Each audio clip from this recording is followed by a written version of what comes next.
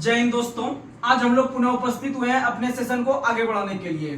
तो आप लोग जिस तरह से रेगुलर हमारे वीडियो को जो है कि देख रहे हैं, आप लोग इसी तरह से अपना प्यार देते रहे। और जितने भी एग्जाम है, हम यह नहीं कहेंगे कि स्पेशली क्वेश्चन या रेलवे में ही आएगा या फिर एसएससी में ही आएगा। आप लोग को बता दे कि जो भी क्वेश्चन हम करते हैं वो किसी भी एग्जाम के दृष्टिकोण से बहुत महत्वपूर्ण होता है। जैसे अभी एसएससी के अंतर्गत बहुत सारा वैकेंसी आ गया है, वहीं पर अगर हम देखते हैं कि रेलवे के अंतर्गत भी विभिन्न प्रकार का वैकेंसी, आज टेक्नीशियन का भी लास्ट डेट था भरने का, तो आप लोग जो है कि इसे भरे होंगे। और आगे ग्रुप डी का भी वैकेंसी आने वाला है, आगे एनटीपीसी का भी वैकेंसी आने वाला है, और आपका एएलपी का वैकेंसी जो है कि आप लोग भर चुके होंगे, फॉर्म भर चुके होंगे। और हर साल जो है कि आपका जो है कि वार्षिक लेवल पे जो है कि एनुअल लेवल पे जो है कि रेलवे कर दिया है, हर साल आने वाला है। तो आप लोग अपने तैयारी को जो है कि लगातार मजबूती प्रदान कीजिएगा। वहीं अगर देखते हैं बिहार पुलिस का, तो बिहार पुलिस का भी एग्जाम बहुत ही नजदीक है। जैसे भी इलेक्शन खत्म होगा, आपका हर एक राज्य में और केंद्र लेवल पे जो है कि एग्जाम स्टार्ट होना शुरू हो जाएगा। और उसी तरह से अगर हम देखते हैं कि आपका रेलवे में आरपीएफ का वैकेंसी है। आरपीएफ में ज्यादा हार्ड क्वेश्चन नहीं रहता है, लेकिन उसमें स्टैटिक और जीके का बहुत महत्वपूर्ण रोल रहता है, और साइंस का भी रहता है। लेकिन इसके क्वेश्चन का जो लेवल रहता है थोड़ा नॉर्मल रहता है। थोड़ा आप इसमें अगर थोड़ा मेहनत करते हैं तो आप जो है कि अच्छा स्कोर कर पाते हैं। और आप लोग को बता दें कि हम आरपीएफ का भी एग्जाम निकाल के बैठे हुए हैं। आरपीएफ कांस्टेबल और आरपीएफ एसआई दोनों का एग्जाम निकाले हुए हैं, और दोनों में जो है कि रनिंग में बाहर है। तो ऐसा कोई बात नहीं है, आप लोग लगातार बने रहिए। हमें एक्सपीरियंस है कि आपको कैसे पढ़ाए, कौन सा क्वेश्चन दिमाग में सेट करवाए कि एग्जाम में आपको वो क्वेश्चन टच कर जाए हुबहू। तो बस आप जिस तरह से हमें प्यार दे रहे हैं, आप अपने प्यार को बरकरार रखिए, और एग्जाम में जो है कि क्वेश्चन टच कराने की गारंटी हमारी है। तो चलिए बिना कोई देरी किए हुए अपने सेशन को हम शुरू करते हैं। तो आज का पहला सवाल आप लोग बताइएगा, जीवधारियों के समूह का वर्गीकरण करने की सबसे बुनियादी इकाई क्या है? तो जाति है। क्या है? आप लोग को बता दें कि जितने भी जीवधारी वर्ग है या मनुष्य वर्ग है, ये सभी को जो विभाजित किया गया है वह जाति के आधार पे किया गया है या स्पीसीज के आधार पे किया गया है। तो याद रखिएगा, जीवधारियों को बांटने के लिए जो सबसे उपयुक्त इकाई है वह स्पीसीज या जाति है। और आप लोग को पता है कि विश्व में एक वैज्ञानिक है जिसका नाम है कॉर्नेलियस। कॉर्नेलियस ने ही पहली बार जीवधारियों को जो है कि बांटने का काम किया था। इसीलिए जो है कि वर्गीकी के जन्मदाता के रूप में कॉर्नेलियस को जानते हैं। और वर्गीकी का इंग्लिश होता है टेक्सोनोमी। क्या होता है? टेक्सोनोमी। इसीलिए फादर ऑफ टेक्सोनोमी के नाम से कार्ल लिनियस को जानते हैं। और कार्ल लिनियस का एक पुस्तक हम बार बार बताते हैं, system of nature. System of nature, system of nature पुस्तक के लेखक कार्ल लिनियस है। और जानते हैं, बहुत को लगता होगा कि यह क्वेश्चन जो है कि याद हो गया है, तो यह इस कारण याद हुआ है क्योंकि हम जितना बार आपको बोलते हैं ना, तभी आपको याद होता है। अगर हम एक बार बोल के निकल जाएंगे और 2-4 दिन में अगर रिवीजन नहीं करवाएंगे उस क्वेश्चन को, तो आप याद नहीं रख पाइएगा। क्योंकि जीके और जीएस एक ऐसा सब्जेक्ट है, जितना बार सुनिएगा आपका माइंड उतना ज्यादा एब्जॉर्ब करेगा। तो इसीलिए मेरा यह जो है कि कार्य है, यह कर्तव्य है कि आपको इतना बार क्वेश्चन को रिवीजन करवा दे कि आपका माइंड एग्जाम में जब क्वेश्चन आएगा तो देख के आप सट से आंसर मार दीजिएगा, आपको सोचने की जरूरत नहीं पड़ेगी उसका। तो इसीलिए आप लोग को जो है कि ये जो ओरल ग्रुप डिस्कशन है, ये पढ़ाई जैसे आप क्लास में जाके कितना बढ़िया भी क्लास में आप जाके पढ़ लीजिए, एडमिशन करा लीजिए, उसे कुछ नहीं होता है जब तक आप अपना मेहनत नहीं कीजिएगा, अपना ग्रुप डिस्कशन नहीं कीजिएगा, और एक क्वेश्चन को 10 बार नहीं पढ़िएगा, और माइंड में अगर बात सेट नहीं होगा तो आप एग्जाम में नहीं बना पाइएगा क्वेश्चन। चलिए अगला क्वेश्चन। अगर आपसे क्वेश्चन पूछे ओरिजिन ऑफ लाइफ पुस्तक के लेखक ओपेरिन। ओरिजिन ऑफ लाइफ पुस्तक के लेखक ओपेरिन है। और ओरिजिन ऑफ अगर पूछेगा कि ओरिजिन ऑफ स्पीसीज पुस्तक के लेखक डार्विन है। ओरिजिन ऑफ स्पीसीज पुस्तक के लेखक डार्विन है, और ओरिजिन ऑफ लाइफ पुस्तक के लेखक जो है ओपेरिन है। ये सब क्वेश्चन आता है एग्जाम में, याद रखिएगा। अगला क्वेश्चन आप लोग बताइए, कोबाल्ट किस विटामिन में पाया जाता है? Vitamin B12. विटामिन बी12 में कोबाल्ट पाया जाता है, और विटामिन बी12 का रंग गुलाबी होता है। और याद रखिएगा कि विटामिन बी12 का जो रासायनिक नाम है वो साइनोकावालामिन है। साइनोकावालामिन है। वहीं पर अगर हम बात करते हैं विटामिन ए का, तो विटामिन ए का रासायनिक नाम है रेटिनॉल। विटामिन बी का रासायनिक नाम है थायमिन। विटामिन सी का रासायनिक नाम है एस्कॉर्बिक एसिड। विटामिन डी का रासायनिक नाम है कैल्सिफेरॉल, क्योंकि विटामिन डी में कैल्शियम पाया जाता है। अगर विटामिन डी में कैल्शियम नहीं पाया जाता तो हमको मेरे हड्डी को वो मजबूती प्रदान नहीं कर पाता, क्योंकि हड्डी में आपका कैल्शियम और फास्फोरस की महत्ता होती है, इसमें उपयुक्त होती है। इसीलिए याद रखिएगा कि विटामिन डी जो है हमारे शरीर के हड्डी के लिए बहुत महत्वपूर्ण होता है, वो हड्डी को मजबूती प्रदान करता है। इसीलिए कहा जाता है कि सुबह सुबह जो है कि हमारे शरीर में जो है कि सुबह का जो रोशनी रहता है, प्रकाश रहता है या सूर्य की किरण रहता है, वो हमारे शरीर के लिए उपयुक्त होता है, क्योंकि उससे सुबह सुबह विटामिन डी निकलता है और विटामिन डी का जो है कि संश्लेषण हमारे शरीर में सबसे पहले होता है और हड्डी को मजबूती प्रदान करने का काम करती है। और याद रखिएगा हड्डी का अध्ययन ऑस्टियोलॉजी कहलाता है और हड्डी में 8% फास्फोरस होता है। और याद रखिएगा कि हड्डी के अंदर में मायोसिन नाम का अम्ल होता है, हड्डी के अंदर में मायोसिन नाम का अम्ल होता है और हड्डी के ऊपर में मांस है और मांस का अध्ययन मायोलॉजी कहलाता है। और आप लोग को बता दे कि आपका हमारे शरीर के ऊपर जो स्किन यानी त्वचा है, इसका रंग जो निर्धारित होता है मेलानिन के कारण। किसके कारण? मेलानिन के कारण जो है कि हमारे त्वचा का रंग होता है और हमारे त्वचा का जो ऊपर वाला भाग बना होता है वह एपिडर्मिस का। किसका बना होता है? एपिडर्मिस का। और यही त्वचा जो है हमारे शरीर का सबसे बड़ा अंग। अगर क्वेश्चन पूछे हमारे शरीर का सबसे बड़ा अंग कौन सा है, त्वचा मारेंगे। क्या मारेंगे? त्वचा मारेंगे। वहीं अगर क्वेश्चन पूछेगा हमारे शरीर की सबसे बड़ी ग्रंथि, तो यकृत मारेंगे। सबसे बड़ी ग्रंथि यकृत मारेंगे। और सबसे छोटी ग्रंथि पीयूष ग्रंथि। सबसे छोटी ग्रंथि पीयूष ग्रंथि है। पीयूष ग्रंथि को पिट्यूटरी ग्रंथि के नाम से भी जानते हैं और यह विभिन्न प्रकार के हार्मोन का जो है कि स्रावन करता है, इसीलिए पिट्यूटरी ग्रंथि या पीयूष ग्रंथि को मास्टर ग्रंथि के रूप में भी जानते हैं। और याद रखिएगा इसका भार मात्र 0.6 ग्राम होता है, मात्र 0.6 ग्राम होता है पीयूष ग्रंथि का भार। आप लोग याद रखने का प्रयास कीजिएगा। आगे बढ़ते हैं। अगला क्वेश्चन आप लोग को बताना है कि किस एमिनो एसिड में सल्फर की मात्रा पाई जाती है। तो याद रखिएगा मेथिओनिन नाम के जो है कि एमिनो एसिड में सल्फर पाया जाता है और सल्फर का दूसरा नाम गंधक होता है। सल्फर का दूसरा नाम क्या होता है? गंधक होता है। और सल्फर का परमाणु संख्या होता है 16। कितना होता है? 16। सल्फर का परमाणु संख्या 16 होता है, वहीं सिलिकॉन का परमाणु संख्या 14 होता है। कितना होता है? 14 होता है। और सिलिकॉन एक प्रकार के अर्धचालक के रूप में काम करता है और सिलिकॉन घाटी के नाम से भारत में बेंगलोर को जानते हैं। सिलिकॉन घाटी ऑफ इंडिया के नाम से बेंगलोर को जानते हैं, जहां पर कि सिलिकॉन वैली स्थित है। सिलिकॉन वैली स्थित है। और आप लोग को क्वेश्चन बता दे कि आप लोग को पता है कि सिलिकॉन जो होता है उसका प्रयोग हम लोग सौर सेल में करते हैं। सौर प्लेट जो होता है उसमें हम लोग सिलिकॉन का प्रयोग करते हैं। याद रखने का प्रयास कीजिएगा। और हम बात कर रहे थे अभी एमिनो एसिड का। एक एमिनो एसिड बताए मेथिओनिन, क्योंकि उसमें सल्फर की मात्रा पाई जाती है। और एमिनो एसिड जो बने होते हैं वो किसके बने होते हैं? वो प्रोटीन के बने होते हैं। किसके बने होते हैं? तो याद रखिएगा क्वेश्चन, एमिनो एसिड जो बने होते हैं प्रोटीन के बने होते हैं और प्रोटीन जो बने होते हैं वो नाइट्रोजन के बने होते हैं। किसके बने होते हैं? और याद रखिएगा एक सब्जी का नाम बताते हैं जिसका नाम है बीन्स का सब्जी। बीन्स हम लोग जो सब्जी के रूप में यूज करते हैं बीन्स को, और वह एकमात्र ऐसा सब्जी है जिसमें सबसे अधिक नाइट्रोजन की मात्रा। जब सबसे अधिक नाइट्रोजन की मात्रा होगा तो हम समझेंगे कि सबसे अधिक जो प्रोटीन की भी मात्रा होगी वह किसमें होगी? तो याद रखिएगा बीन्स में। किसमें होगी? बीन्स में। याद रखिएगा। अगर आपसे क्वेश्चन पूछे पालक साग में या फिर साग में क्या पाया जाता है? लोहा। पालक साग में लोहा पाया जाता है, लेकिन पालक साग में अगर अम्ल पूछे कौन सा, तो अम्ल मारिएगा ऑक्जेलिक। क्या मारिएगा? ऑक्जेलिक। पालक साग में ऑक्जेलिक अम्ल पाया जाता है। और पालक साग में अगर तत्व पूछे तो लोहा मारना है। क्या मारना है? लोहा। और सेब में भी लोहा पाया जाता है। सेब में भी क्या? लोहा। लेकिन सेब में अगर अम्ल पूछे तो सेब में अम्ल होता है मैलिक अम्ल। सेब में मैलिक अम्ल। सेब में क्या होता है? मैलिक अम्ल होता है। आप लोग याद रखिएगा। और आप लोग को पता है कि भारत में सबसे अधिक सेब का उत्पादन जम्मू कश्मीर करती है। जम्मू कश्मीर और हिमाचल प्रदेश जो है वह सबसे अधिक सेब का उत्पादन करती है। वहीं भारत के अंदर में अगर पूछे अंगूर उत्पादन के लिए कौन सा शहर प्रसिद्ध है? नासिक। कौन सा है? नासिक। याद रखने का प्रयास कीजिएगा। आगे बढ़ते हैं। अगला क्वेश्चन आप लोग बताइए, हमारे शरीर के किस कोशिका अंग में पाचन एंजाइम होते हैं लाइसोसोम में? किसमें होते हैं? लाइसोसोम में। और लाइसोसोम का खोज डी टूवे ने, लाइसोसोम का खोज डी टूवे ने किया था। और लाइसोसोम को आत्महत्या के थैली के रूप में भी जानते हैं।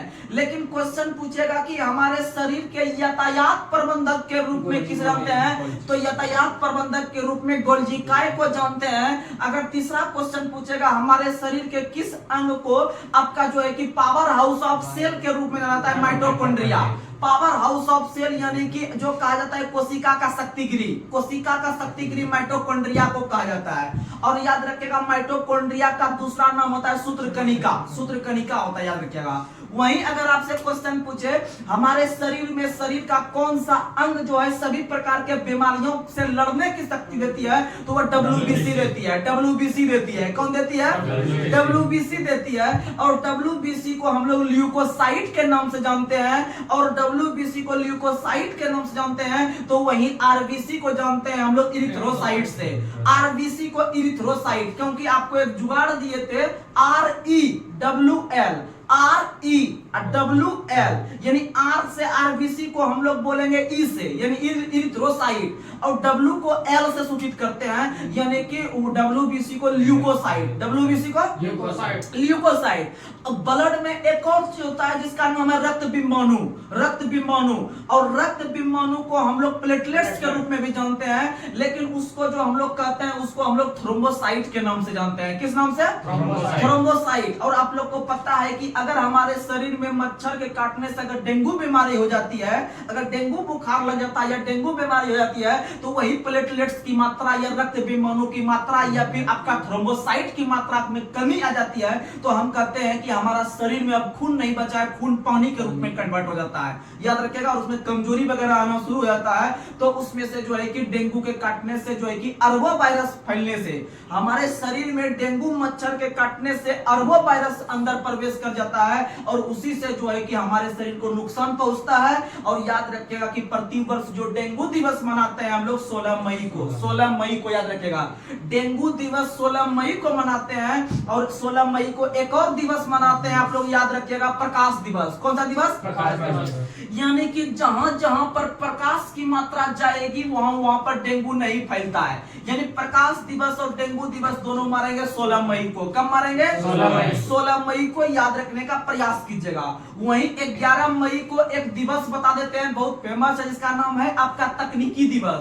ये आपका जो है कि आरआरबी एनटीपीसी प्री का पूछा हुआ क्वेश्चन है इस बार 2021 का, कि प्रत्येक वर्ष जो है कि टेक्नोलॉजी डे या फिर आपका तकनीकी दिवस जो मनाते हैं वो क्या तारीख को? 11 मई को। कब मनाते हैं? और आप लोग को बता दे, दिवस आप लोग याद करने पे ज्यादा जोर दीजिए, क्योंकि आप अगर एक ग्रुप डी से लेकर अगर आप बीपीएससी तक के एग्जाम में बैठते हैं, यानी आपका स्टेट पीसीएस तक बैठते हैं, इस बीच में जितना भी एग्जाम आता है, चाहे आप सेंट्रल लेवल का ले लीजिए, स्टेट लेवल का ले लीजिए, उसमें दिवस आपका पूछता ही पूछता है। अगर आप बिहार दरोगा में बैठिए तो वहां भी आपको 2 दिवस देखने के लिए मिलेगा। अगर आप बिहार एसएससी में बैठिए तो वहां भी दिवस देखने के लिए मिलेगा। अगर आप एनटीपीसी में बैठिए तो वहां भी मिलेगा, ग्रुप डी में बैठिए वहां भी मिलेगा, आप बिहार पुलिस में बैठिए आपको वहां भी मिलेगा। ये दिवस हर एक एग्जाम के लिए महत्वपूर्ण है। और अगर आप जब तक याद करके नहीं जाइएगा तो आप मार नहीं सकेगा, क्योंकि उसमें कोई ट्रिक वगैरह नहीं लगता है। जब तक कि आपका डायरेक्ट नहीं मारिएगा, और डायरेक्ट याद रखने का एक ही सूत्र है, एक ही सूत्र है, या एक ही दिमाग है, आप उस क्वेश्चन को बार बार रिकॉल कीजिए। और बार बार रिकॉल के लिए हम काफी हैं, आप लोग लगातार बन के रहिए। बस एक बार भरोसा कीजिए, अगर बड़ा बड़ा कोचिंग का मेरा क्वेश्चन का टक्कर नहीं दे दिया तो फिर आप बोलिएगा, क्योंकि हमको पता है कि क्वेश्चन क्या आता है, एग्जाम में नहीं आता है, कैसे बच्चा को पढ़ना चाहिए। चलिए अगला क्वेश्चन, 11 मई को तकनीकी दिवस, 16 मई को बताए प्रकाश दिवस और डेंगू दिवस। और डेंगू जो होता है ना बुखार, इसमें अरबों वायरस अटैक करता है। कौन करता है? इसीलिए हम लोग का हड्डी तोड़ के रख देता है, इसीलिए हम लोग का हड्डी तोड़ के रख देता है। इसीलिए हड्डी तोड़ बुखार के नाम से डेंगू बीमारी को कहते हैं। डेंगू बीमारी को हड्डी तोड़ बुखार के नाम से जानते हैं। और याद रखिएगा कि इसमें प्लेटलेट्स की मात्रा में कमी आ जाती है। और प्रत्येक वर्ष डेंगू दिवस 16 मई को मनाते हैं। जब डेंगू लेंगे तो उसी में प्रकाश को घुसा देंगे, यानी कि 16 मई को। और आप लोग को बता दें कि हाल ही में भारत के अंदर आंध्र प्रदेश राज्य सरकार ने यह घोषणा किया है कि प्रत्येक जितने भी आपके तालाब पोखर वगैरह है वहां पर गंबुसिया मछली को हम लोग लोग छोड़ देंगे, क्योंकि गम्बुसिया मछली जो है कि डेंगू मच्छर को खा लेती है और वहां पर डेंगू बीमारी में कमी आ जाएगी। ये सब चीज जो है कि क्वेश्चन याद रखिएगा। अगला क्वेश्चन आप लोग बताइए, किस धातु का घनत्व सबसे अधिक होता है? ओस्मियम का। हमारे आवर्त सारणी में अगर देखें कि सबसे अधिक घनत्व जो होता है वो ओस्मियम का होता है, और याद रखिएगा ओस्मियम जो है वो सबसे अधिक भारी तत्व भी है। अगर क्वेश्चन पूछे कि सबसे भारी तत्व कौन सा है? ओस्मियम। कौन सा है? ओस्मियम। अगर आपसे क्वेश्चन पूछे कि सबसे अधिक समस्थानिक बनाने वाला तत्व कौन सा है, तो याद रखिएगा पोलोनियम। सबसे अधिक समस्थानिक बनाने वाला तत्व है पोलोनियम। और याद रखिएगा हाइड्रोजन के समस्थानिक की संख्या 3 होती है। हाइड्रोजन के समस्थानिक की संख्या कितनी होती है? 3 होती है, जिसमें से आप लोग याद करते होंगे ड्यूटियम, प्रोटियम और जो है ट्राइटियम। ड्यूटियम, प्रोटियम और ट्राइटियम। और याद रखिएगा ट्राइटियम जो होता है वह आपका हाइड्रोजन का एकमात्र ऐसा समस्थानिक है जो रेडियो सक्रियता को दर्शाता है। और ये जो क्वेश्चन बोले हैं 1000 बार एग्जाम में मिला है, नहीं तो आप आगे जो है कि सेट बना के देख लीजिएगा। क्वेश्चन पूछेगा सबसे पहला कि हाइड्रोजन के समस्थानिक की संख्या कितनी है, तो 3 बोलिएगा। 3 में से याद रखेगा एक 1h3, दूसरा याद रखेगा 1h2 और तीसरा याद रखेगा 1h3। यानी कि नीचे वाला जो होता है, जैसे 1h3 लिख रहे हैं हम, तो नीचे वाला जो 1 होता है वह जो परमाणु संख्या को दर्शाता है। किसको दर्शाता है? परमाणु संख्या को दर्शाता है। और ऊपर में जो माथा पे बैठा हुआ है उसको परमाणु भार के रूप में जानते हैं या परमाणु द्रव्यमान के रूप में जानते हैं। और परमाणु द्रव्यमान जो होता है वह प्रोटॉन की संख्या प्लस न्यूट्रॉन की संख्या के बराबर होता है द्रव्यमान संख्या। यानी माथा पे जो बैठा हुआ वो भार के रूप में बैठा हुआ है। जैसे हम लोग बड़ा बड़ा बाल रखने लगते हैं तो घर में बोलता है कि इतना माथा भारी काहे रख रहा है, हल्का कर लो, पढ़ने में दिमाग लोड अच्छा लेगा। तो याद रखिएगा हम लोग माथा पे जो ऊपर में रखते हैं भार रखते हैं। क्या रखते हैं? भार रखते हैं। और याद रखिएगा अगर दोनों का अगर हम डिफरेंट देखते हैं, यानी एक का और जो माथा पे यानी नीचे 1 रखे हैं, ऊपर में 3 रखे हैं, अगर इन दोनों का अगर हम डिफरेंट निकालते हैं तो न्यूट्रॉन का संख्या निकलता है। क्या निकलता है? न्यूट्रॉन का संख्या। यानी नीचे हो गया परमाणु संख्या, ऊपर में हो गया प्रोटॉन की संख्या प्लस न्यूट्रॉन की संख्या अर्थात द्रव्यमान संख्या या परमाणु भार हो गया। अगर इन दोनों का ऊपर और नीचे का डिफरेंट निकालते हैं तो याद रखिएगा वो न्यूट्रॉन का संख्या निकलता है। किसका संख्या? जैसे एक क्वेश्चन जो भी साइंस के एग्जाम में बैठिएगा जहां पर कि साइंस का महत्व है, वहां पर एक क्वेश्चन बार बार पूछता है कि 92 यूरेनियम 235 ऐसे करके लिखा होता है। नीचे 92 रहेगा, अब बीच में यू रहेगा और माथा पे रहेगा 235। तो इसका मतलब हम समझ रहे हैं कि यू से यूरेनियम होता है और यूरेनियम का परमाणु संख्या नीचे हमको दिखा रहा है 92। कितना होता है? 92। यानी परमाणु संख्या या प्रोटॉन संख्या 92 हो गया नीचे वाला यूरेनियम का, और माथा पे जो बैठा है वो प्रोटॉन और न्यूट्रॉन दोनों लेके बैठा है। तो इसका मतलब याद रखिएगा अगर 235 में से अगर हम 92 को घटाते हैं तो हमको न्यूट्रॉन का संख्या मिलेगा। किसका संख्या मिलेगा? न्यूट्रॉन का संख्या मिलेगा, क्योंकि नीचे प्रोटॉन है ये यानी परमाणु संख्या है ये, अगर बीच में जो अंतर है वही ना को द्रव्यमान संख्या दोनों मिलकर जुट के बैठा हुआ है। यानी दोनों की जो जुट के मिलकर बैठा हुआ है 235, उसमें से अगर आप 92 घटा लीजिएगा तो 146 आएगा। तो 146 जो हो गया वह यूरेनियम में न्यूट्रॉन का संख्या हो गया। यानी बीच वाला जो अंतर दिखाता है वह न्यूट्रॉन की संख्या को दर्शाता है। आप लोग आराम से याद रखिएगा। 92 हो गया यूरेनियम का परमाणु संख्या। और आप लोग को बता दे कि अगर यूरेनियम अगर पूछे क्वेश्चन की यूरेनियम का सबसे अधिक भंडार जो है वह किस राज्य में है, तो यूरेनियम का सबसे अधिक भंडार झारखंड में है। कहाँ में है? झारखंड में जादूगोड़ा का नाम सुने होंगे। जादूगोड़ा जो है वो यूरेनियम के लिए प्रसिद्ध है आपका झारखंड के अंदर में, और जो है कि सिंहभूम वगैरह जो है वो आपका यूरेनियम के लिए प्रसिद्ध है। ये सब क्वेश्चन याद रखिएगा। अगर आपसे क्वेश्चन पूछे कि भारत में सबसे अधिक थोरियम का जो उत्पादन करता है कौन सा राज्य, तो भारत के अंदर में सबसे अधिक थोरियम का उत्पादन केरल करता है। कौन करता है? केरल करता है। कौन करता है? केरल करता है। याद रखिएगा भारत में सबसे अधिक थोरियम का उत्पादन केरल करता है। और आप लोग को अगर क्वेश्चन पूछे कि पूरे विश्व में थोरियम का उत्पादन सबसे अधिक कौन करता है, तो अपना भारत ही करता है। यानी पूरे विश्व में थोरियम का उत्पादन भारत करता है और भारत के अंदर में केरल करता है। भारत के अंदर में कौन करता है? केरल करता है। याद रखने का प्रयास कीजिएगा। अगला क्वेश्चन आप लोग बताइए, अमीबा में किस प्रकार का लैंगिक जनन होता है? द्विखंडन। किस प्रकार से? द्विखंडन से। और याद रखिएगा अमीबा का कोई फिक्स आकृति नहीं होता है। आप लोग याद रखने का प्रयास कीजिएगा। अगर आपसे क्वेश्चन पूछे कि अगर क्वेश्चन पूछे कवक हो गया, शैवाल हो गया, ये सब किस ग्रुप के प्राणी हैं, तो याद रखिएगा ये सब थैलोफाइटा का है। किसका है? थैलोफाइटा का है। अगर आपसे क्वेश्चन पूछे कि निम्न में से कवक और शैवाल के बीच का सहजीवी संबंध क्या कहलाता है, तो वह लाइकेन कहलाता है। क्या कहलाता है? यानी कवक और शैवाल के बीच का जो सहजीवी संबंध कहलाता है वो लाइकेन कहलाता है। और लाइकेन जो है हमारे वायुमंडल में जो है कि आपका स्वच्छता का प्रतीक चिन्ह माना जाता है या फिर प्रदूषण का प्रतीक चिन्ह माना जाता है, क्योंकि जहां पर प्रदूषण अधिक रहता है वहां पर लाइकेन नाम का पौधा नहीं उगता है। तो हम समझ लेंगे कि यहाँ नहीं उग रहा है। अगर वह पौधा लगाए और मर गया तो हम समझेंगे कि यहाँ पर प्रदूषण की मात्रा अधिक है। अगर हम दिल्ली के अंदर में लगाएंगे तो समझेंगे कि वहां पर प्रदूषण बहुत अधिक मात्रा में है, वहां पर लाइकेन आप नहीं उगा सकते हैं। इसीलिए वहां पर जो है कि लाइकेन जो है कि वह प्रदूषण को सूचित करता है। याद रखिएगा। और याद रखिएगा लाइकेन का खोज या लाइकेन शब्द का पहली बार जो प्रयोग किया था वो थियोफ्रेस्टस ने किया था। थियोफ्रेस्टस जो होता है वह आपका वनस्पति विज्ञान का पिता कहलाता है। वनस्पति विज्ञान का पिता या बोटनी का पिता जो कहलाता है वह थियोफ्रेस्टस कहलाता है। अगर आपसे क्वेश्चन पूछे कि चिकित्सा शास्त्र का जनक किसे कहा जाता है, तो याद रखिएगा चिकित्सा शास्त्र का जनक कहा जाता है हिप्पोक्रेट्स को। किसे कहता है? आप लोग बचपन में याद करते होंगे, वो जो लेते होंगे ABCD वाला जो बुक लेते होंगे जिसको हम लोग गुड इंग्लिश बुक करते हैं, गुड इंग्लिश। तो याद रखिएगा उसमें A for Apple, B for ball याद करते होंगे। जब थोड़ा सा लेवल बढ़ाते होंगे उधर जाके आप लोग याद करते होंगे कि आपका लायन मतलब शेर, पिजन मतलब कबूतर, उसी में याद करते होंगे हिप्पोपोटामस मतलब दरियाई घोड़ा, हिप्पोपोटामस मतलब दरियाई घोड़ा। उसी से याद रखना है हिप्पोक्रेट्स जो होता है वह आपका चिकित्सा शास्त्र का जनक कहलाता है। हिप्पोक्रेट्स चिकित्सा शास्त्र का जनक कहलाता है। और भारत के अंदर में जितने भी व्यक्ति जो है कि अगर MBBS वगैरह करते हैं, डॉक्टर की उपाधि ग्रहण करते हैं, तो उसको लास्ट में जाके हिप्पोक्रेट्स शपथ दिलाया जाता है। क्वेश्चन पूछेगा कि भारत के अंदर में डॉक्टरों को दिलाए जा सकने वाली या दिलाए जाने वाली जो है कि शपथ का क्या नाम है, तो हिप्पोक्रेट्स शपथ। कौन सा शपथ?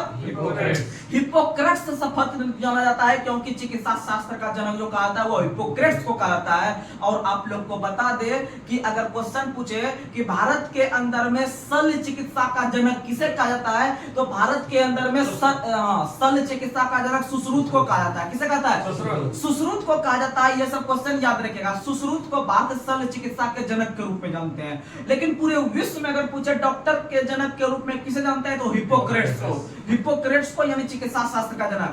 और आप लोग को बता दे कि पूरे भारत में चिकित्सक दिवस कब मनाते हैं, तो चिकित्सक दिवस 1 जुलाई को मनाते हैं। चिकित्सक दिवस 1 जुलाई को मनाते हैं। याद रखेगा 1 जुलाई को चिकित्सक दिवस, 1 जुलाई को आपका GST दिवस, 1 जुलाई को आपका SBI का स्थापना दिवस। ये सब क्वेश्चन याद रखेगा एग्जाम में आता है। जितना बता रहे हैं इसे क्वेश्चन बाहर नहीं जाएगा। अगर बाहर जाता है क्वेश्चन तो सिर्फ 10% जाएगा। अगर आप BRSSC के एग्जाम का तैयारी कर रहे हैं, NTPC का तैयारी कर रहे हैं, ये गारंटी देते हैं कि क्वेश्चन एग्जाम में अगर कोई लड़का अगर बढ़िया लड़का है और जो जितना क्वेश्चन बनाएगा उससे उतना क्वेश्चन आप भी बनाइएगा, नहीं तो आपको पता चल जाएगा, एक दिन हकीकत आएगा ही सामने। चलिए आगे बढ़ते हैं। अगला क्वेश्चन आप लोग को बताना है फुलेरिन जो है कि वह आवर्त सारणी के किस तत्व का जो है कि अपर रूप है, तो याद रखिएगा हीरा, ग्रेफाइट, फुलेरिन और ग्रेफीन, ये 4 वो ऐसे अपर रूप हैं जो कि आपके कार्बन के हैं। किसके हैं? कार्बन के ये 4 अपर रूप है। याद रखिएगा हीरा, ग्रेफाइट, उसके बाद फुलेरिन, उसके बाद ग्रेफीन। ये 4 वो जो है वो आपका कार्बन का है। किसका है?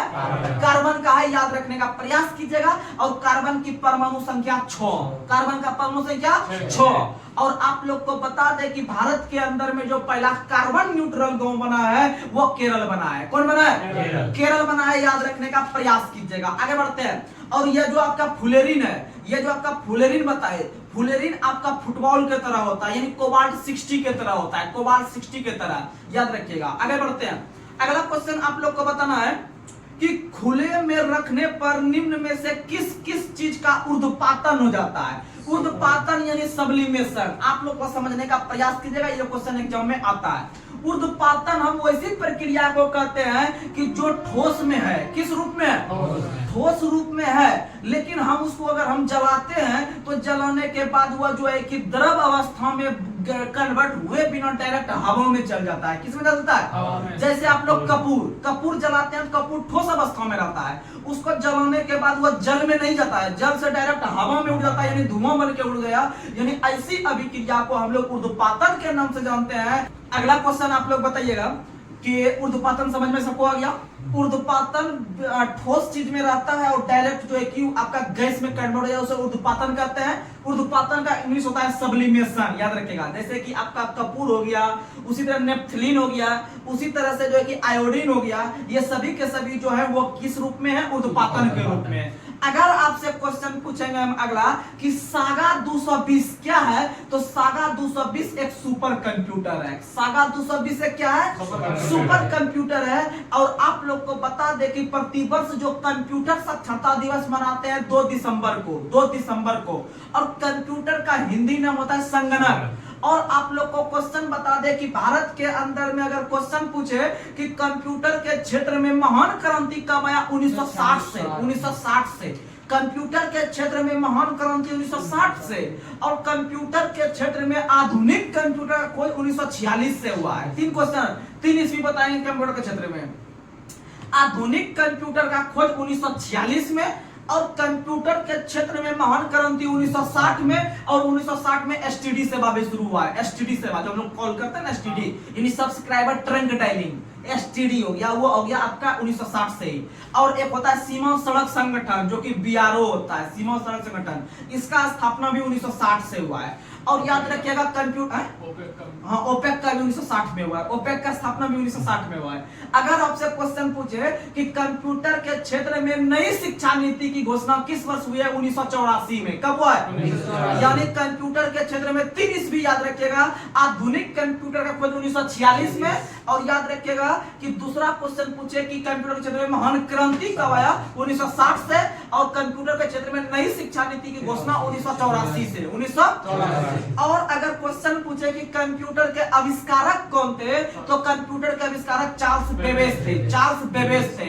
और चार्ल्स बेबेज को कंप्यूटर के निर्माण करने में सबसे अधिक जो सहायता करने वाला व्यक्ति था वो वॉन न्यूमैन था। ये सब क्वेश्चन याद रखिएगा, आता है एग्जाम में। अगला क्वेश्चन आप लोग बताइएगा कि गैलेना किसका अयस्क है? शीशा का। गैलेना किसका अयस्क है? शीशा का। अगर आपसे क्वेश्चन पूछे कि सिनेबार किसका अयस्क है? पारा का। सिनेबार किसका अयस्क है? पारा का। और पारा ही किसी तत्व के साथ मिलकर अमलगम का निर्माण करता है। किसका निर्माण? आप लोग जो भी एसएससी, जीडी और अग्निवीर में और बीआरसीसी में बैठने वाले हैं, यह क्वेश्चन याद रख के ही चलिएगा। अमलगम का निर्माण तभी होता है जब उसमें से एक तत्व होता है कौन? तो याद रखिएगा पारा। कौन सा होता है? पारा। और आप लोग को पता है कि पारा थर्मोमीटर का जो आविष्कार किया है, वो फ़ारेनहाइट में। किसने किया है? फ़ारेनहाइट में। आप लोग याद रखिएगा फ़ारेनहाइट में। अगला क्वेश्चन आप लोग को बताना है कि शरीर के कौन से अंग को एडम एप्पल के नाम से जाना जाता है? तो याद रखिएगा एडम एप्पल के नाम से जाना जाता है गला को। किसको जाना जाता है? गला को। यानी जहां से हम आवाज निकालते हैं उसे एडम एप्पल के रूप में जानते हैं। और यह क्वेश्चन ग्रुप डी का पूछा हुआ क्वेश्चन है कि हमारे शरीर के किस अंग को एडम एप्पल के नाम से जानते हैं? तो गला को हम लोग कहते हैं लिरिक्स के नाम से। किस नाम से? लिरिक्स। यानी जहां से आवाज निकलता है ना, कहते हैं कि थोड़ा लिरिक्स वाला गाना सुना, थोड़ा सा जो ज्यादा आवाज रहे, थोड़ा सा अच्छा लिरिक्स, जिसका वॉइस रहे अच्छा, यानी लिरिक्स। यानी गला को हम लोग वॉइस बॉक्स के नाम से भी जानते हैं, या फिर ट्रेकिया को वॉइस बॉक्स के भी नाम से जानते हैं। आप लोग याद रखिएगा। और गला को प्रभावित जो करता है वह घेंघा बीमारी। कौन बीमारी? घेंघा बीमारी आयोडीन की कमी से होता है, जो कि घेंघा रोग होता है। घेंघा रोग को गलगंड रोग के नाम से भी जानते हैं। और गलगंड रोग अगर ऑप्शन में नहीं है तो ग्वाइटर रोग होगा। कौन सा रोग होगा? यानी ग्वाइटर रोग रहे, गलगंड रोग रहे, घेंघा रोग रहे, यह सारा का सारा एक ही रोग है जो कि गला को प्रभावित करता है, अर्थात थायराइड ग्रंथि को। किसको प्रभावित करता है? थायराइड ग्रंथि को। और यह जो कमी के कारण होता है वो आयोडीन की कमी से। किसके कमी से? आयोडीन की कमी से। आप लोग याद रखने का प्रयास कीजिएगा। और आयोडीन जो हम लोग को प्राप्त होता है वह समुद्री खरपतवार से। किससे प्राप्त होता है? समुद्री खरपतवार से प्राप्त होता है। आप लोग को याद रखने का प्रयास कीजिएगा। वहीं पर अगर आपसे क्वेश्चन हम पूछे कि विद्युत आवेश को किस उपकरण के द्वारा मापते हैं, तो याद रखिएगा इलेक्ट्रोमीटर के द्वारा। विद्युत आवेश को इलेक्ट्रोमीटर के द्वारा मापते हैं, वहीं विद्युत प्रतिरोध को हम लोग ओम मीटर के द्वारा मापते हैं, वहीं पर हम लोग विद्युत धारा को एमीटर से मापते हैं, विद्युत धारा को एमीटर से मापते हैं। और विद्युत धारा का एसआई मात्रक एम्पियर होता है और विद्युत धारा का सीजीएस मात्रक बायोट होता है। क्या होता है? बायोट होता है। और आप लोग को बता दे विद्युत धारा का जो एक और मात्रक होता है वह होता है coulomb per second, coulomb per second, क्योंकि विद्युत धारा बराबर होता है कूलम आवेश बटे समय, आवेश बटे समय। और आवेश का मात्रक होता है कूलम, समय का होता है सेकंड, यानी कूलम पर सेकंड जो गया विद्युत धारा का मात्रक। किसका हो गया? विद्युत धारा का। और याद रखिएगा विद्युत आवेश का मात्रक होता है एम्पियर सेकंड, एम्पियर सेकंड, क्योंकि आवेश बराबर सूत्र होता है विद्युत धारा गुना समय, विद्युत धारा गुना समय, यानी Q बराबर IT, Q बराबर IT, I मतलब विद्युत धारा, T मतलब समय, यानी विद्युत धारा से बना लेंगे एम्पियर और समय से बना लेंगे सेकंड, यानी एम्पियर सेकंड जो होता है वो हो गया किसका? तो आवेश का। और कूलम पर सेकंड हो गया विद्युत धारा का। ये सब क्वेश्चन याद रखिएगा, एग्जाम में आता है। यह क्वेश्चन आपको न्यूमेरिकल टाइप में भी आएगा कि किसी आवेश का मान दे देगा कुछ और समय दे देगा कुछ, बोलेगा विद्युत धारा का मान ज्ञात कीजिए, तो आप लोग आराम से निकाल सकते हैं। या किसी में आवेश दे देगा विद्युत धारा पूछ लेगा, या किसी विद्युत धारा दे देगा तो आवेश पूछ लेगा, आप समय दे देगा, आप लोग आराम से बना लीजिएगा। आगे बढ़ते हैं। अगला क्वेश्चन आप लोग को बताना है कि प्रकाश की कौन सी घटना के कारण इंद्रधनुष बनता है। तो याद रखिएगा इंद्रधनुष प्रकाश के वर्ण विक्षेपण के कारण बनते हैं, और प्रकाश के अपवर्तन के कारण भी बनते हैं, प्रकाश के परावर्तन के कारण भी बनते हैं। और आप लोग ध्यान दीजिएगा अगर ये क्वेश्चन अगर एग्जाम में आ जाए कि इंद्रधनुष जो बनते हैं वह किसके कारण, अगर ऑप्शन में अगर ऑल दिया रहेगा यानी इनमें से सभी दिया रहेगा तो आप उसको टच कीजिएगा, क्योंकि इंद्रधनुष जो बनता है वो 2-3 चीज मिल के बनता है और वही ऑप्शन में एग्जाम में देता है। अगर आपको 4 ऑप्शन दे दिया है ऑल नहीं दिया है तो आप वर्ण विक्षेपण के साथ जाइएगा, क्योंकि वर्ण विक्षेपण में भी बहुत कुछ मिलके वर्ण विक्षेपण होता है। याद रखने का प्रयास कीजिएगा। और आप लोग को बता दे तारा जो टिमटिमाता है प्रकाश के अपवर्तन के कारण, और सूर्य का जो लाल रंग दिखता है वह आपका किसके कारण? परिकिरणन के कारण, परिकिरणन के कारण। अगर आपसे क्वेश्चन पूछे मृग मरीचिका का बनना या हीरा का चमकना, ये सब पूर्ण आंतरिक परावर्तन, पूर्ण आंतरिक परावर्तन यानी TIR, यानी टोटल जो है कि आपका इंटरनल जो है कि आपका जो है कि जो होता है रिफ्लेक्शन, यानी पूर्ण आंतरिक परावर्तन। और अगर आपसे क्वेश्चन पूछे कि प्रकाश के किस नियम को स्नेल का नियम कहते हैं, तो अपवर्तन का नियम। प्रकाश के अपवर्तन के नियम को स्नेल का नियम कहते हैं, क्योंकि स्नेल नाम के वैज्ञानिक ने अपवर्तन का नियम देने का काम किया था। और प्रकाश का जो अध्ययन कहलाता है वो ऑप्टिक्स कहलाता है। क्या कहलाता है? ऑप्टिक्स कहलाता है। और ध्वनि का जो अध्ययन कहलाता है वो एकॉस्टिक्स कहलाता है। दोनों पे ध्यान दीजिएगा, ध्वनि का अध्ययन एकॉस्टिक्स कहलाता है, ध्वनि का अध्ययन एकॉस्टिक्स कहलाता है, और आपका प्रकाश का अध्ययन ऑप्टिक्स कहलाता है। क्योंकि आप लोग जो 12th में और 10th में साइंस पढ़े होंगे उसमें एक चैप्टर है ऑप्टिक्स, ऑप्टिक्स है, और ऑप्टिक्स का हिंदी होता है प्रकाश की। क्या होता है? प्रकाश की। ये सब क्वेश्चन याद रखिएगा। और सभी जो विद्युत चुंबक तरंगे आपके प्रकाश के रूप में बनी होती है वो फोटोन की बनी होती है। किसकी बनी होती है? फोटोन की। यानी सभी प्रकाश के जो तरंग बनी होती है, यानी कि आपको जो यहाँ से यहाँ तक जो प्रकाश जा रही है वो फोटोन के रूप में जा रही है, क्योंकि सभी प्रकाश तरंगे जो बनी होती है वो फोटोन की बनी होती है। और याद रखिएगा कि प्रकाश के गति को सबसे पहले नापने वाला जो व्यक्ति था वो रोमर था। प्रकाश के वेग को सबसे पहले मापने वाला वैज्ञानिक था रोमर। कौन था? रोमर ने 1676 ईस्वी में, जो बोल रहे हैं जम में आया है और आगे आएगा, प्रकाश के वेग को सबसे पहले रोमर ने 1676 ईस्वी में मापा था। और आप लोग को पता है कि प्रकाश की जो गति होती है निर्वात में वो 3 गुना 10 पे पावर 8 मीटर पर सेकंड के बराबर होती है। आप लोग जैसा कि जानते हैं, अर्थात 3 लाख के बराबर होती है। अगला क्वेश्चन, और जल में जो होती है, जल में कितना होती है? तो 2.25। जल में कितना होती है? 2.25। ये सब क्वेश्चन याद रखिएगा। अगला क्वेश्चन आप लोग बताइए, सूर्य के किरणों को पृथ्वी पर पहुंचने में कितना समय लगता है? 8 मिनट 20 सेकंड। 8 minute 20 second. और याद रखिएगा कि आपका चंद्रमा का प्रकाश जो पृथ्वी तक पहुंचने में समय लगता है 1.3 सेकंड। 1.3 सेकंड। 1.3 सेकंड करने का मतलब है कि आपका 1 मिनट लेना है, और 3 सेकंड करने का मतलब है कि उधर आपको 30 जो है कि सेकंड में लेना है, यानी लगभग 90 सेकंड के आसपास आपका जो है कि जाएगा, 90 सेकंड के आसपास, यानी 1 मिनट 3 सेकंड। ये हो गया आपका चंद्रमा का प्रकाश, क्योंकि चंद्रमा जो है वह बहुत ही पृथ्वी के नजदीक है। चंद्रमा पृथ्वी के नजदीक है, क्योंकि पृथ्वी के ही उपग्रह के रूप में चंद्रमा काम कर रही है। लेकिन सूर्य का प्रकाश पृथ्वी पर पहुंचने में 8 मिनट 16 सेकंड, 8 मिनट 16 सेकंड, यानी कि 8 मिनट 16.6 सेकंड एग्जैक्ट होता है। लेकिन एग्जाम में आपको 8 मिनट 20 सेकंड भी मिल सकता है, कोई बड़ी बात नहीं है। और प्रकाश सूर्य से जो प्रकाश पृथ्वी तक पहुंचती है वह विकिरण माध्यम से, किस माध्यम से? विकिरण माध्यम से। और प्रकाश जो समुद्र में आके गिरती है और समुद्र का पानी जो गर्म होती है वो संवहन विधि से, किस विधि से? संवहन विधि से।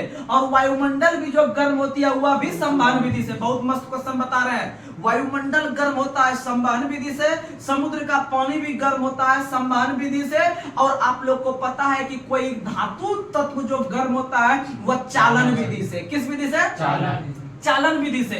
क्योंकि आपको हम बार बार बताए हैं कि जैसे आप स्टूडेंट लाइफ में खाना बनाते होंगे तो आप लोग जो है कि पहले गैस को स्टार्ट करते होंगे और जो है कि उसका अगर लोहिया चढ़ा रहे हैं आप, जो है कि गैस पे अगर डाल रहे हैं तो पहले वो सेंटर गर्म होता है, जहां पर तेल आप डालते होंगे तो वो पहले गर्म होता है। तब धीरे धीरे धीरे यहाँ पर जो पकड़ने वाला रहता है, हाथ से जो पकड़ते हैं तो तब वो जाके गर्म होता है। इसका मतलब वो जो कि आपका जो तापमान या फिर आप जो उष्मा जो जा रहा है वो आपका धातु तत्व में चल के जा रहा है, यानी चालन विधि के द्वारा। किस विधि के द्वारा?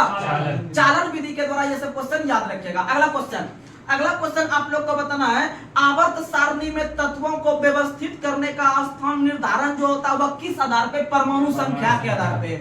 आप लोग को बता दें, अभी जो हम लोग यूज करते हैं स्टूडेंट लाइफ में, ये आपका करते हैं आपका आधुनिक आवर्त सारणी, मैंने मॉडर्न पीरियोडिक टेबल यूज करते हैं जो कि मोसले ने दिया था। मोसले ने 1913 में दिया था। 1913 में मोसले ने दिया था। और मोसले का संबंध जो था वह ब्रिटेन से है या इंग्लैंड से है। मोसले का संबंध ब्रिटेन से और मेंडलीव का संबंध रूस से था। मेंडलीव का संबंध कहां से था? रूस से था। और 1913 में जो मोसले ने दिया था वो आधुनिक आवर्त सारणी दिया था। और वही चीज अभी हम लोग उपयुक्त में ला रहे हैं, यानी प्रयोग में ला रहे हैं। और हम लोग स्टूडेंट और सभी प्रकार के टीचर यही आवर्त सारणी पढ़ाने का काम करते हैं। तो आधुनिक आवर्त सारणी जो था यह जो व्यवस्थित किया गया है सभी प्रकार के 118 तत्वों को, यह परमाणु संख्या के आधार पे। किस आधार पे? परमाणु संख्या के आधार पे। लेकिन 1869 में जो देने का काम किया था मेंडलीव ने, यानी मेंडलीव में सिर्फ आवर्त सारणी दिया था। आधुनिक जोड़ देंगे तो मोसले के साथ जाएंगे। अगर आधुनिक को हटा देंगे सिर्फ आवर्त सारणी बोलेंगे किसने दिया है तो मेंडलीव ने। मेंडलीव ने 1869 में, जिस वर्ष महात्मा गांधी का जन्म हुआ था, जिस वर्ष महात्मा गांधी का जन्म हुआ था उसी साल जो है कि मेंडलीव ने आपका आवर्त सारणी देने का काम किया था। और वह जो तत्व को जो व्यवस्थित किए थे वो परमाणु भार पे, परमाणु भार पे किए थे। यानी कि पहले बार में भार था, दूसरे बार में परमाणु संख्या, दूसरे बार में परमाणु संख्या। और याद रखिएगा पहले बार में जो दिए थे आवर्त सारणी जो दिए थे मेंडलीव ने, वो परमाणु भार पे तो दिए थे लेकिन वो परमाणु भार के घटते क्रम में दिए थे। किस क्रम में? परमाणु भार के घटते क्रम में। अगर इसको थोड़ा सा और डिफॉल्ट करेगा, थोड़ा सा और इसको डिफिकल्ट बनाने की कोशिश करेगा तो याद रखिएगा परमाणु भार के बढ़ते क्रम में। इन कि 1 से 2 गया, 3 से गया, 4 गया, इस तरह सोच जाएगा तो वो परमाणु भार के बढ़ते क्रम में मार दीजिएगा। परमाणु भार के घटते क्रम में, परमाणु भार के घटते क्रम में दिया था आपका जो है कि आवर्त सारणी। कौन दिया था? मेंडलीव ने। तो चलिए आज का लास्ट सवाल आप लोग बताइएगा। आज का लास्ट सवाल आप लोग को बताना है कि 1922 ईस्वी में परमाणुओं की संरचना की जांच और उससे निकलने वाले विकिरण के अध्ययन के लिए नोबेल प्राइज जो दिया गया था वह दिया गया था नील्स हेनरिक डेविड बोहर को। नील्स हेनरिक डेविड बोहर को याद रखिएगा दिया गया था 1922 में परमाणु की संरचना के जांच के लिए। परमाणु की संरचना नहीं, परमाणु का संरचना का खोज जॉन डाल्टन ने किया है। परमाणु का संरचना जॉन डाल्टन ने किया है, लेकिन परमाणु के संरचना के जांच के लिए 1922 में बोहर को दिया गया था। किसको दिया गया था? और जब बोहर यहाँ पर पढ़ते हैं एक और बोहर है जिसका नाम है नील्स बोर। नील्स बोर आप लोग सुनेंगे नील्स बोर का नाम। नील्स बोर का नाम भी जो है वह आपका किसके परमाणु के संरचना से ही है और उसी को जो कि लॉन्ग रूप में जो कि इस तरह यहाँ लिखा गया है। और आप लोग को पता होगा, आप लोग को पता होगा कि भारत के ही नहीं पूरे विश्व में जो यूरिया का जो पहली बार संश्लेषण किया था प्रयोगशाला में वह कौन किया था? तो वह आपका किसने किया था? तो वह भी नील्स बोर ने किया था। किसने किया था? नील्स बोहर ने किया था। बोहर ने किया था या बोहलर ने किया था, जो भी आप लोग याद रखते हैं याद रखिएगा। यूरिया का संश्लेषण प्रयोगशाला में पहली बार बोहलर ने किया था। किसने किया था? और याद रखिएगा भारत के एक वैज्ञानिक थे हरगोविंद खुराना। भारत के अंदर में एक वैज्ञानिक थे हरगोविंद खुराना, जिन्होंने आपका जेनेटिक कोड का खोज किया था। किसका खोज किया था? जेनेटिक कोड का खोज किया था, या जीन का संश्लेषण भी किया था, जो है कि 1965 में। और इसी खोज के लिए इन्हें 1968 में नोबेल पुरस्कार से भी सम्मानित किया गया है। ये सब क्वेश्चन याद रखिएगा। तो चलिए आज का लास्ट सवाल आप लोग को बताना है। आज का लास्ट सवाल आप लोग बताइए कि गैलेना जो है वह किसका अयस्क है? गैलेना जो है वह किसका अयस्क है? आप लोग जो है कि भरोसा रखे हैं, भरोसा रखिए और हम कुछ नहीं बोलेंगे। अगर कोई भी बच्चा निगेटिव जो है कि बातों में अगर आके आप जो है कि अगर इस तरह का फायदा अगर नहीं उठा पाइएगा तो आप लोग समझ लीजिए कि अपने पैर पे आप कुल्हाड़ी खुद मार रहे हैं, क्योंकि हमें एक सिलेक्टेड आदमी के रूप में आपके पास हम बात को रख रहे हैं। और एक इतना एग्जाम निकाल के बैठे हुए हैं, आप जिस भी एग्जाम का तैयारी कर रहे होंगे उस एग्जाम को भले हम जो है कि अंतिम रूप से सफल नहीं हो पाए, लेकिन अगर आप एग्जाम का बात कीजिएगा तो एक भी रिजल्ट रुकने नहीं दिए हैं। सब एग्जाम में मेरा रिजल्ट हुआ है, भले अंतिम रूप से सिलेक्शन नहीं हो पाया, क्योंकि किसी में टाइपिंग में बाहर है, किसी में फिजिकल में अक्सर में बाहर है, इसीलिए। लेकिन एग्जाम का बात कीजिएगा और नॉलेज का बात कीजिएगा, किसी को टिकने नहीं देंगे। तो बस आप लोग तैयारी मेरे साथ कीजिए जमकर, और आपका सिलेक्शन हम पक्का होगा। आपके माँ पिता और भाई बहन और पूरे समाज का नाम रोशन करवाएंगे। बस आप मेरा साथ दीजिए, बस यही हम कहेंगे। आगे PRSSC का भी एग्जाम होने वाला है, आप लोग का रिजल्ट होगा। बस आप लगातार बनकर मेरे साथ तैयारी कीजिए। आज हम अपने सेशन को यहीं पर समाप्त कर रहे हैं। तब तक के लिए जय हिंद, जय भारत।